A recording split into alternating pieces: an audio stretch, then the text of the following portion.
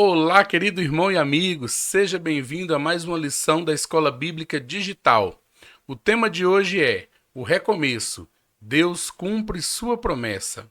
A lição de hoje está maravilhosa. Convide o Espírito Santo de Deus, pegue a sua Bíblia e vamos aprender daquilo que Deus tem para nós. Fica conosco até o final da lição, pois eu garanto que você será edificado. Inscreva-se em nosso canal se ainda não é inscrito e compartilhe os nossos vídeos para que mais vidas possam ser edificadas. Texto bíblico de hoje. O Senhor foi bondoso com Sara, como lhe dissera, e fez por ela o que prometera. Gênesis 21, versículo 1. O objetivo da nossa lição é entender que no tempo certo, Deus cumpre sua palavra. O tempo pertence ao Senhor. Nenhum plano de Deus pode ser impedido. A ansiedade humana pode gerar conflitos. A obediência sempre será o caminho mais seguro. E eu quero deixar um texto que está em Eclesiastes 3, versículo 11, para você. E lá está escrito o seguinte, um pedacinho do texto diz assim: tudo fez formoso em seu tempo. Ou seja, irmãos, esperar em Deus nunca é perda de tempo. É preparação para o cumprimento da promessa. O nascimento de Isaac, o tão esperado nascimento de Isaac, desde a primeira vez que Deus prometeu para Abraão, lá naquele tempo quando ele ainda contava com o Damasceno Eliezer para deixar a sua herança, e Deus já vinha preparando Abraão para tudo aquilo que ele haveria de fazer. Até aqui, nesse momento, quando Sara tem 90 anos e Abraão 100 anos, ou seja, já se passou muito tempo e Deus cumpre a sua promessa. Olha o que está escrito no texto de Gênesis 21, nos versículos 1 ao 7. O Senhor foi bondoso com Sara, como lhe dissera, e fez por ela o que prometera. Sara engravidou e deu um filho a Abraão em sua velhice, na época fixada por Deus em sua promessa. Abraão deu o nome de Isaque ao filho que Sara lhe dera. Quando seu filho Isaque tinha 8 dias de vida, Abraão o circuncidou, conforme Deus lhe havia ordenado. Estava ele com 100 anos de idade quando lhe nasceu Isaque, seu filho. E Sara disse: Deus me encheu de riso, e todos os que souberem disso rirão comigo. E acrescentou: quem diria a Abraão que Sara amamentaria filhos? Contudo, eu lhe dei um filho em sua velhice. Que texto lindo, né, irmãos? Esse texto, ele está revelando como a promessa de Deus é maravilhosa. Maravilhosa é a bondade de Deus sobre nós. E Sara, ela recebe essa bondade, onde ela tem o seu ventre restaurado, a sua enfermidade curada, porque ela era estéril, e agora ela dá um filho a Abraão, para cumprir a promessa do Deus Altíssimo. Sara recebe toda essa bênção não por causa dela mesma, ou por causa de Abraão, mas porque Deus prometeu, e Deus fez essa promessa porque ele tinha um plano perfeito. Deus executa planos perfeitos e até hoje ele nos faz promessas maravilhosas para cumprir o seu plano perfeito. Isaque significa riso. O riso da incredulidade tornou-se em alegria. Nós vamos observar que em lições anteriores nós falamos sobre Abraão sorrir, descrente, e Sara também sorriu com descrença. Mas agora Sara está sorrindo de alegria e está dizendo que todos aqueles que vão sorrir com ela é porque Deus cumpriu a promessa. Então o Senhor nos chamou para esse sorriso de alegria e não para um sorriso de incredulidade. Lucas 1,37 diz o seguinte: porque para Deus nada é impossível. E é verdade. Aqui nós vemos Deus operando o impossível para cumprir o seu plano. E a palavra do Senhor está cheia de promessas maravilhosas, de eventos maravilhosos que eram impossíveis ao homem, mas é possível para Deus. Até que Jesus Cristo, a promessa perfeita, nascido de mulher, nascido sobre a lei, nasceu de uma virgem e se entregou na cruz, e ressuscitou ao terceiro dia, cumprindo uma promessa mais perfeita ainda. Ele venceu a morte, ele venceu o impossível por mim e por você. Deus transforma esterilidade em milagres e dúvida em testemunho. É verdade. Se você quer sair de uma vida de esterilidade, de uma vida que não está produzindo nada, e quer entrar para uma vida de milagres, tire do seu coração essa dúvida e transforme essa dúvida em testemunho. Deus é maravilhoso, irmãos. H e Ismael, consequências da precipitação. Gênesis 21, dos versículos 8 ao verso 20. O menino nasceu e foi desmamado. No dia em que Isaque foi desmamado, Abraão deu uma grande festa. Sara, porém, viu que o filho que Agar, a egípcia, dera a Abraão, estava rindo de Isaque. E disse a Abraão: livre-se daquela escrava e do seu filho, porque ele jamais será herdeiro com o meu filho Isaque. Isso perturbou demais Abraão, pois envolvia um filho seu. Mas Deus lhe disse: não se perturbe por causa do menino e da escrava. Atenta a tudo que Sara lhe pedir, porque será por meio de Isaque que a sua descendência há de ser considerada. Mas também o filho da escrava farei um povo, pois ele é seu descendente. Na manhã seguinte, Abraão pegou alguns pães e uma vasilha de couro cheia d'água, entregou-os a Agar e, tendo-os colocado nos ombros dela, despediu-a com o menino. Ela se pôs a caminho e ficou vagando pelo deserto de Berseba. Quando acabou a água da vasilha, ela deixou o menino debaixo de um arbusto e foi sentar-se perto dali, à distância de um tiro de flecha, porque pensou: não posso ver o menino morrer. Sentada ali perto, começou a chorar. Deus ouviu o choro do menino e o anjo do Deus dos céus chamou Agar e lhe disse: por que aflige, Agar? Não tenha medo. Deus ouviu o menino chorar lá onde você deixou. Levante o menino e tome-o pela mão, porque dele farei um grande povo. Então Deus lhe abriu os olhos e ela viu uma fonte. Foi até lá e encheu de água a vasilha e deu de beber ao menino. Deus estava com o menino. Ele cresceu, viveu no deserto e tornou-se flecheiro. Vivia no deserto de Parã, e sua mãe conseguiu-lhe uma mulher da terra do Egito. Gênesis 21, dos versículos 8 ao 20. Escolhas fora do tempo de Deus geram dores. Se nós observarmos aqui no texto, Abraão ficou perturbado. Abraão ficou triste porque o filho dele, o primogênito dele, que não era com Sara, mas sim com Agar, teria que ser despedido, teria que ser mandado embora de casa. E se nós observarmos, para Ismael isso também não foi bom.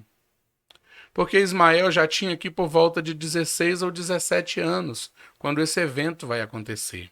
Ele já era um jovem. E ser mandado embora da casa do seu pai também não era bom.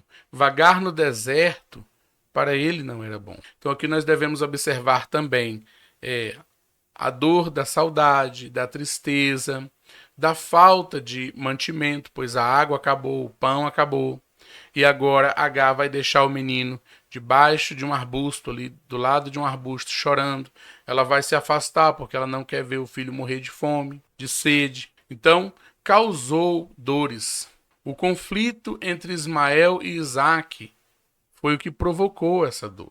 Se nós lembrarmos, a primeira vez que Agar ela sai fugida lá da casa de Abraão, o anjo manda ela voltar e ser submissa. E ali ele faz uma promessa: do teu ventre Deus fará nascer um grande povo. Ela volta com essa promessa, lá onde ela chama o Deus que me vê. E esse Deus faz essa promessa. Mas já passou muito tempo, ela está de novo na mesma condição.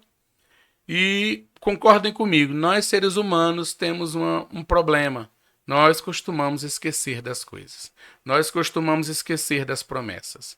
Vem a adversidade e a gente se esquece que Deus prometeu. mas o nosso Deus é Deus que cumpre a palavra. Então, lá naquela promessa, o anjo também diz que esse menino Ismael, ele vai contender com Isaac. E a contenda começou, irmãos. O conflito começou ali, quando Ismael ele ri de Isaac. A Bíblia não diz exatamente o que aconteceu, mas Sara observou uma coisa importante. Esse menino Ismael vai querer tomar o direito do meu filho. Quando ela fala, livre-se daquela escrava e do seu filho, porque ele jamais será herdeiro com o meu filho Isaque. Ali, Abraão tem que ver os seus 2 filhos se dividirem. Sara exige a despedida de Agar com o seu filho. Abraão sofre, mas obedece. Obedece por quê? Porque Deus fala com Abraão. Abraão, não se preocupa. Então aqui eu também aprendo uma coisa interessante. No momento do sofrimento, nós devemos buscar a Deus. Deus tem a resposta. E às vezes a resposta não é aquilo que a gente quer. Porque Deus poderia ter dito, não disperse Ismael, é teu filho, jamais faça isso. Mas a resposta de Deus vem, deixa o menino ir embora. Despede o teu filho, faz o que a tua esposa está mandando. Mas não se preocupe, eu vou sustentar o teu filho também. Então Abraão ele vai despedir Ismael e Agar, mas ele despede confiando que Deus vai abençoar Ismael. Deus preserva Ismael e mantém a sua promessa. E em Gênesis 21, 17, tem ali uma passagem maravilhosa. Deus ouviu o menino chorar. Deus ouviu o choro do menino. E o anjo de Deus, do céu, chamou Agar e lhe disse, o que aflige, Agar? Não tenha medo. Deus ouviu o menino chorar. Lá onde você o deixou. Ou seja, vem providência. Agar encontra água no deserto. E água, naquele tempo, era riqueza. Era igual posto de gasolina hoje. Porque ali havia uma rota mercante, havia pessoas que passavam por aquele deserto e eles precisavam parar para beber água. E Agar poderia vender água, Ismael poderia vender água. Então ele montou ali a sua vida. Ele viveu no deserto de Parã. 21 diz, vivia no deserto de Parã. E sua mãe conseguiu-lhe uma mulher da terra do Egito. Provavelmente, passou ali mercadores do Egito e Agar viu ali uma egípcia e negociou ali. Fez o papel que normalmente era do homem. Negociou ali uma esposa para o seu filho. Aqui é o contexto daquela época. Deus nos ouve, irmãos, quando nós choramos com o coração sincero. Mas nós também devemos andar de acordo com a promessa dele. Mesmo quando nossos erros nos levam ao deserto, Deus ainda pode abrir poços de esperança. Então, há esperança no Senhor. Há esperança no Senhor. Mesmo no meio da terra árida do deserto e dos perigos do deserto, há esperança no Senhor. Aqui o texto ele vai falar também de um acordo que Abraão faz com Abimeleque. Gênesis 21, dos versículos 22 ao 33. E lá está escrito o seguinte. Naquela ocasião, Abimeleque, acompanhado de Ficol, comandante do seu exército, disse a Abraão, Deus está contigo em tudo o que fazes. Agora jura-me, diante de Deus, que não vais enganar-me, nem a mim, e nem aos meus filhos e descendentes. Trata a nação que te acolheu como estrangeiro com a mesma bondade com que te tratei. Respondeu Abraão, eu juro. Todavia, Abraão reclamou com Abimeleque a respeito de um poço que os servos de Abimeleque lhe tinham tomado à força. Mas Abimeleque lhe respondeu, não sei quem fez isso. Nunca me disseste nada e só fiquei sabendo disso hoje. Então Abraão trouxe ovelhas e bois e deu-os a Abimeleque, e os dois firmaram acordo. Abraão separou 7 ovelhas do rebanho, pelo que Abimeleque lhe perguntou, que significam estas 7 ovelhas que separaste das demais? Ele respondeu, aceita estas 7 ovelhas de minhas mãos como testemunho de que eu cavei este poço. Por isso aquele lugar foi chamado Berseba. porque ali os dois fizeram um juramento, firmando esse acordo em Berseba. Abimeleque e Ficol, comandante das suas tropas, voltaram para a terra dos filisteus.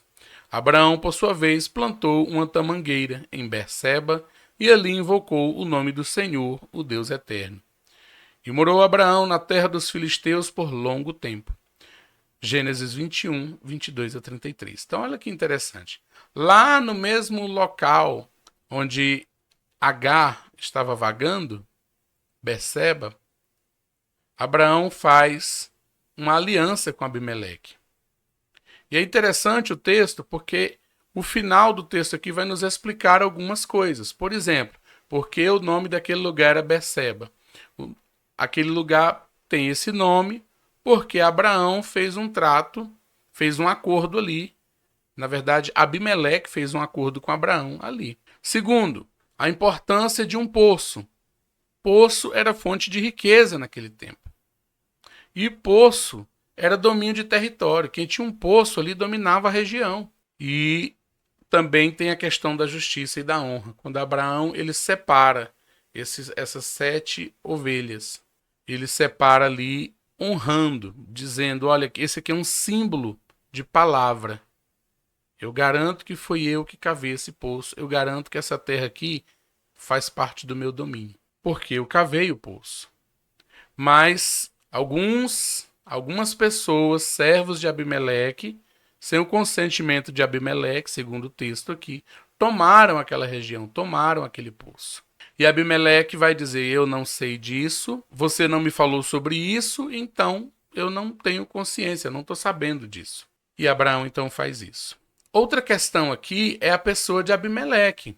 Abimeleque ele reconhece que Deus está com Abraão em tudo que Abraão faz, ele está vendo Abraão prosperar, e Abimeleque também faz um juramento diante de Deus. Lembra que nós já falamos aqui na lição anterior sobre Abimeleque e sua comunhão com Deus, seu temor a Deus.